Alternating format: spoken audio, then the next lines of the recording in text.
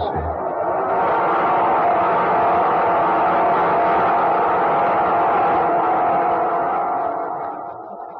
Death from the Past, starring Jane Wyatt.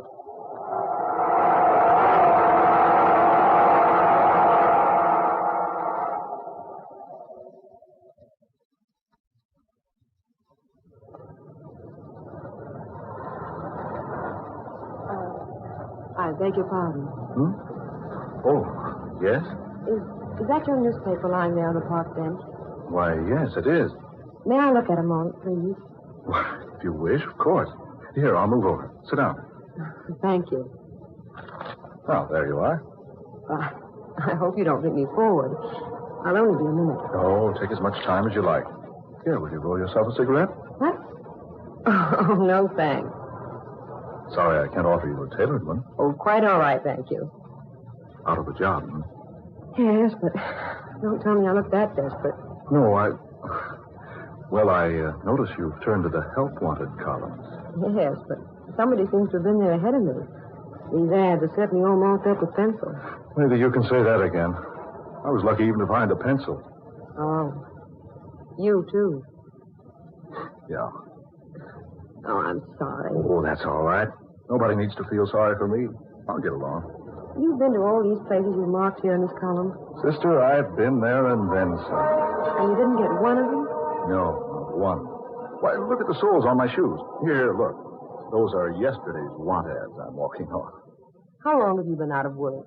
Oh, I don't know, about 10 weeks. First, I had a lot of dough. I thought I was a wise guy. I wouldn't have any trouble getting another job. I was wrong. I dropped all my money, and I've been sleeping here on this park bench for the past 3 weeks. When do you eat? Whenever I can. Today, I'm all right. I got a chance to make a couple of Iron Men yesterday. Iron Men? Bucks, dollars. Oh. You, been around town much? Well, I've been here about 2 weeks. I came up from Sandville. You got people here? No. My father and stepmother live in Sandville. Well, my stepmother and I have never been anything more than barely civil to each other. Oh, I get it. So you've come here to get a job. Well, I've come here to get a job. How much money you got? Well, I really don't think that's anyone's affair. Oh, bother. If you got to be formal about it, my name's Mark Matthew. Mine's Luke John. Oh, I'm serious. My name is Mark Matthew. I was named after the two gentlemen who helped write the Bible. Well, my name's Mary Billings. Well, Miss Billings, I'm mighty pleased to know you. Now that we're thoroughly acquainted and completely good friends, you tell me when you ate last. I'm all right. You look hungry. Oh, yes, I guess I am. Join me for a hamburger? With onions? As you like, and a cup of coffee. Is that a date? Mary, I'm sorry I can't buy you a 35-cent blue plate. I'd love a hamburger, Mark. Then it's a deal. Okay, Mr. Matthew, it is a deal.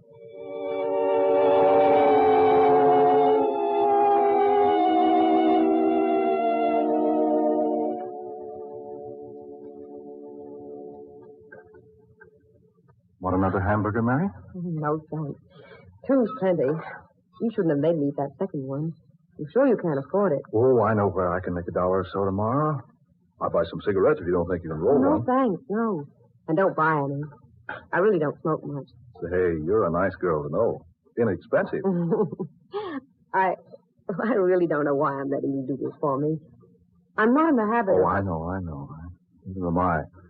But my Irish mother taught me never to ignore a pretty young woman who is hungry. Say, you are pretty, you know. I thought you were going to be different. Yeah, I'm different. I say I'm going to feed you hamburgers, and I feed you hamburgers. Oh, and good ones, too. Don't I know they're good. I've been eating them for weeks.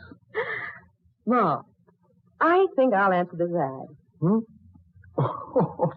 Say, did you drag that old beaten-up newspaper in here with you? Certainly I did. I'm still looking for a job, even if my hunger has been temporarily satisfied. Well, if you can find a job out of that bunch, you're a better job hunter than I am. Well, you haven't tried this one. Someone's looking for a woman. Sound good? Very. Listen. Wanted. Stenographer.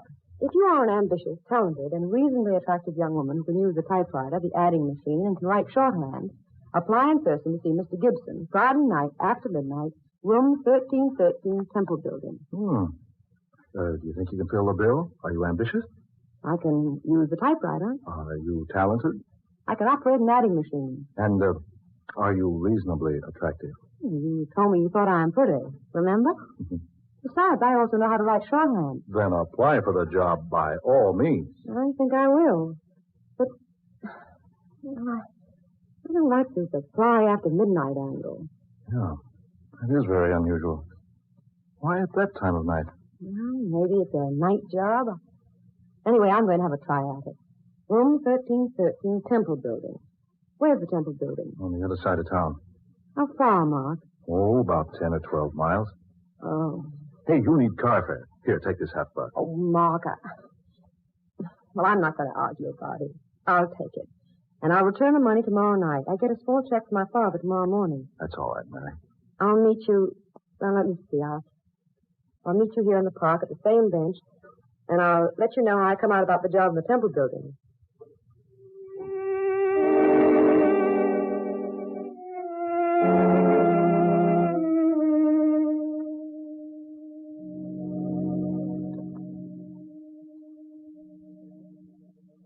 Yes, this is the Temple Building, all right. Awfully quiet in here. Dimly lighted. Nobody around. Not even a hall porter. This is a very strange place. Here. Here's the building directly. No, let's see, what is the man's name? Oh, yes, Gibson. Gibson. No, no Gibson listed here. His company's name is probably here, but I don't know that name. Now, how does one get up to the 13th floor?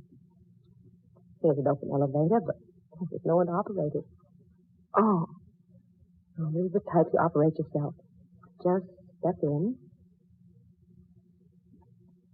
Press the button marked 13. The door's closed. And up we go. Oh, my. Better say a little prayer that I get this job. Amen. There. Here we are. My, it must be a night job. This entire floor is one huge office. Row after row of desks with people working at them. And brilliant lights everywhere. This city must be a big country. May I help you, miss? Oh, yes, please. I've come in answer to the ad in the newspaper. Ad? Oh, advertisement. Yes. I'm afraid I don't know what you mean. Mr. Gibson advertised for a young woman to do typing and shorthand. Here, I've cut out the ad. This is it. May I see it, please? Thank you. I see. Mr. Gibson failed to tell me he had inserted an advertisement in the Bee. Oh, but this isn't the time. I'm sorry, young lady. Mr. Gibson uses only the Bee. You'll find his office right down this aisle, the first door to your left. Room 1313. Thank you. Just knock on his door and he'll answer you. Yes, thanks. That's strange. These people all seem very modern, and yet their dress are quaintly. They look old-fashioned. Oh, here's the door. Come in, please. Mr. Gibson? Yes, come in, please, and close the door. Thank you. Sit down, young lady. Don't just stand there. Yes, sir. I've come about the job, sir. The one you mentioned in your ad in the Times? Times? I never advertised in anything but the Bee. You read my advertisement in the Bee, I'm sure. You want a stenographer. One who can type, use the adding machine, and take directions. Yes. I'm very ambitious, Mr. Gibson, and I feel that I can learn the work quickly. I'm easily taught. Good. Your ad asked for a moderately attractive girl. I'll try to be neat and tidy, sir. My dear young lady, if your qualifications are as you claim, I feel you'll do very nicely. Here, take this pencil, please, and this pad. There now. Are you ready to take a letter? Yes, sir. Address it, Mr. Hugh Lanning, 1501 Tower Building, City.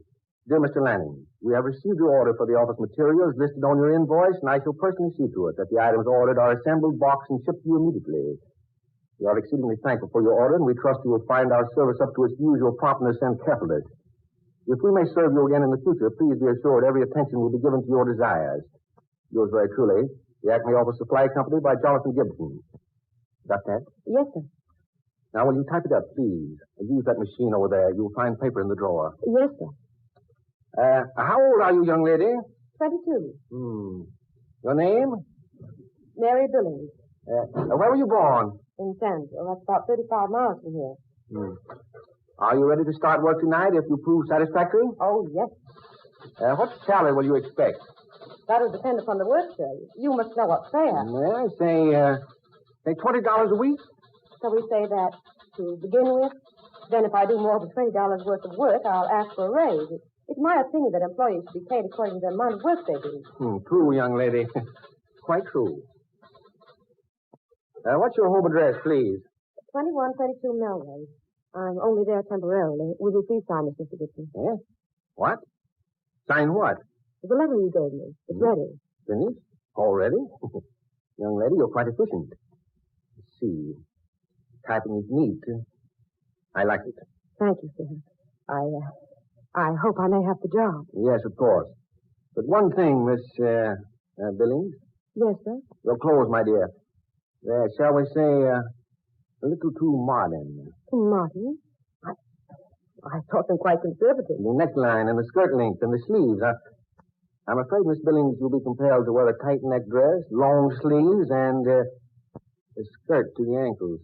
Like the others outside, I guess, sir? Yes, exactly. And the rouge and lipstick. We don't use cosmetics for the Acme Company, Miss Billings. Very well, sir. And the short haircut. Bob, I believe it's called. You will let your hair grow out, Miss Billings. Meanwhile, you will add a switch to your hair. Yes, Mr. Gibson. Now, if you just step outside and speak to the young lady at the reception desk, she'll show your place to work and assign your duties. Mr. Gibson, I can't thank you enough. I work very hard, and I'll try to be a credit to your company. I'm sure you will, Miss Billings. May I tidy up your office before I take over my work? Tidy up my office? Well, yes, if you pardon me. We really could stand a little cleaning and dusting. So many cobwebs and dust everywhere. But these windows look like as though they hadn't been washed in years. And your calendar needs changing, Mr. Gibson. My calendar? Yes, look. It says April 16th. This is January 16th. My dear girl, you're mistaken. This is the 16th day of April. And the calendar says 1912. That's right. This is 1912. But Mr. Gibson, this is 1942. And it's January, not April. My dear young lady, are you in earnest? Why, of course I am. This is the 16th of January, 1942. Oh, certainly. You must be jesting. No, Mr. Gibson, I'm not jesting. It is not 1912. It's 1942. I can't understand what would lead you to say a thing like that. Here, young lady, this newspaper. Today's. Now look at the date on it. April the 16th, 1912. There, you see? Gibson, you say this is today's newspaper? Of course it is. Look at it yourself. Fresh ink. Smell it? Fresh paper. Yes, you're right. But those headlines. Yes, a terrible disaster. The Titanic sank at sea on her maiden voyage. Yes, she hit an iceberg. A sad tragedy. That was 30 years ago. Long before I was born. What was that? I'm afraid I don't hear very well these days. It wasn't important. Shall I take over my work now? Yes, if you will. We need your services very badly. Business is exceptionally good, and I'll admit it's difficult to find a young woman with as much ability as you have. Thank you, Mr. Gibson. I'll try to live up to your expectations. I feel certain you will, Miss Billings. If there's anything you don't understand, just ask the young lady at the front desk. Yes. Thank you, I shall. Thank you very much, Mr. Gibson.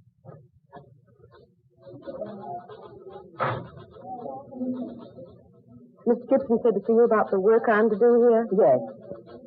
You will use desk number 27. That's over there, the one with the rosebud in the vase. Yes, I see it. I believe I'll let you work on the first of the month invoices. Here, use these invoice blanks. The books are on that metal table by your desk. Yes, thank you. How do you want the invoices dated? May 1st, 1912. May 1st. 1912. That's right. That'll reach our customers the first day of May. And, did Mr. Gibson mention about your clothes? Oh, yes, he did. But he said I was to go to work now and take care of changing later. Very well. You'll find paper, pencils, and erasers in your desk. Thank you. I filled out this form for you. Tell me if it's correct. Name, Mary Billings. Born at Stanville, age 22. Let's see, you were born in 1890 then, weren't you? That would be 22 years ago, wouldn't it? Your hours will be from midnight until 8 a.m. You may take time out at 4 o'clock for refreshment. 1 hour. If you have any questions about your work, please don't hesitate to ask me.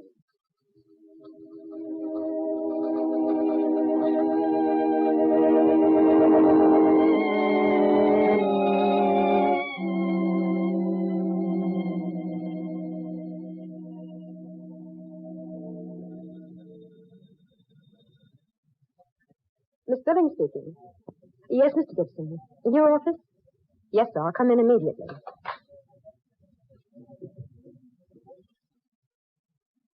Yes, Mr. Gibson, you sent for me? Yes. Sit down, Miss Billings. The dawn will be here soon, Miss Billings. I don't have a watch. And there are no clocks in the office. You noticed? Yes. Yes. The dawn will soon be here. And all too soon. I haven't been here long, Mr. Gibson, but I enjoy the work I've done so far. Yes, Miss Johnson reports you give all your attention to your work. She reports that you're extremely efficient. Oh, I'm glad, sir. I've tried to apply myself. Yes. You were just as I expected you would be. What was that, Mr. Gibson? I mean, I could tell by the work you did in here for me that you would be quite capable. I hope you like me well enough to allow me to keep the job. I want you to go home now, my dear. You've done quite enough work for tonight. But I'd just as soon stay my full time. No. Won't pay to overwork the first day, you know. Here, Miss Billings, is your check. My check? Yes, you probably need a little money. Why, yes, but... No. Just cash the check and get what you need with the money. But this check is made out for $80. Yes. I believe that was the amount, wasn't it? Why, I don't understand. Would you mind going now, Miss Billings? The dawn will soon be here, and would you mind going now? I know if you wish. Thank you, my dear. And may I wish you every happiness, Miss Billings. Every happiness in the world. Good day now.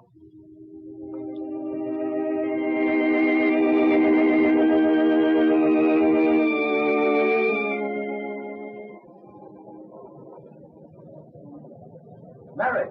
I say, Mary, wait for me. Oh, Mark, I've been waiting so long. I thought you weren't coming. Oh, Mary. Oh, boy, am I glad to see you. I can hardly wait all day to hurry here and tell you the news. News? Yes, I've got a job, and a good one. $55 a week. Oh, Mark, I'm so happy for you. Yeah, and I got some swell ideas.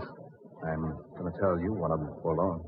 Hey, how about your job? Well, I got it, Mark, but I don't know what to think about it. Everything was so strange. Yeah? What happened? Well, I went to the Temple building, and I took the elevator up to the 13th floor.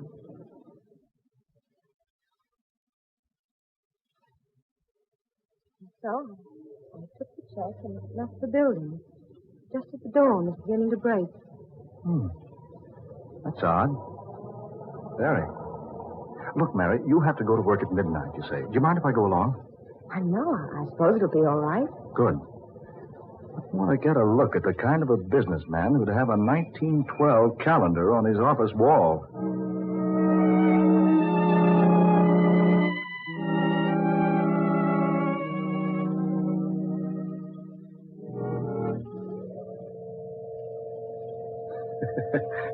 That's some elevator, hmm? You push the button for yourself. Yeah, I guess they figured cut down overhead. No operator. Here we are. Mark. Hey. Are you sure you pushed the right button? I'm positive. But look at this place. I thought you said this entire floor was an office. Yes, it was. But now, there's nothing but one dim light. Heaps of junk and boxes, barrels, and associates. But this floor isn't used for anything but storage space. But there were desks here, lots of them, and people working. Oh, but Mary, there couldn't have been. Wait a minute. Mark, lying over there on the floor. Oh, let's see. Oh, something glittering over here. It's a lipstick. Mark, it's my lipstick. What? Yes. I missed it just after I left the building early this morning. I must have dropped it here while I was waiting for the elevator. Then what you told me did happen. Yes, Mark. I'm very certain of that. Very certain.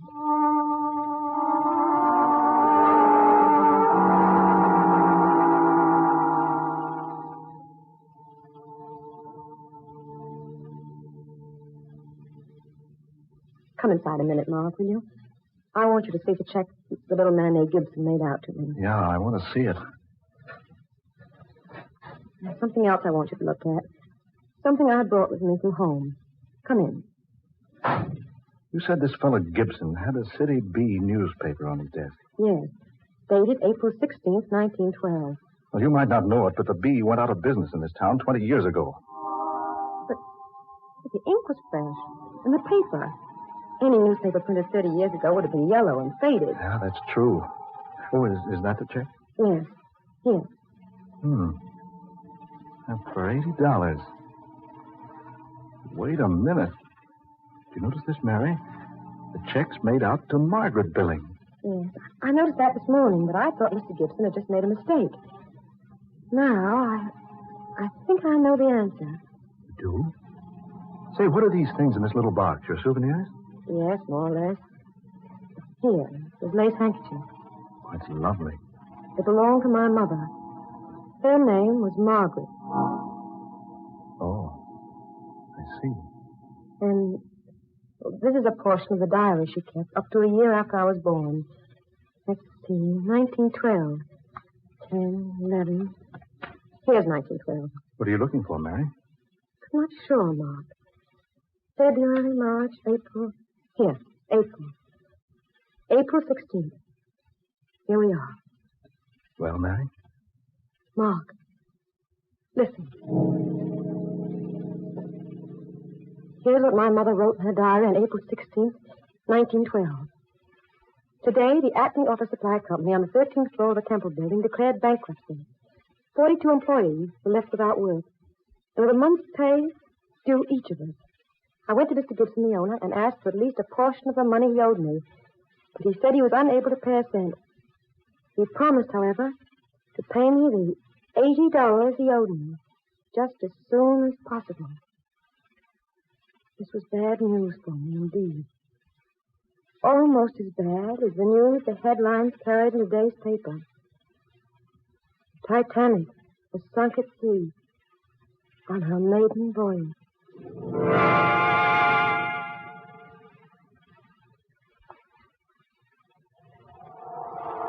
Dark fantasy. You have heard Death from the Past, a tale of dark fantasy starring that popular Hollywood actress, Jane Wyatt, and written especially for her by Scott Bishop.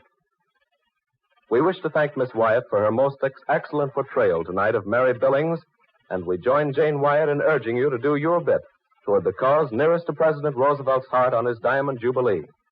Give to your local Mile of Dimes committee. Ben Morris was heard tonight as Mark Matthew, Eleanor Naylor Corrin was the office manager, and Muir Height played Mr. Gibson. Next Friday night at this same time, we'll bring you another unusual tale of dark fantasy, The Headless Dead. Miss Wyatt appeared tonight through the courtesy of the RKO Studios. Dark Fantasy originates each Friday night in the studios of WKY, Oklahoma City. Tom Paxton speaking. This is the National Broadcasting Company.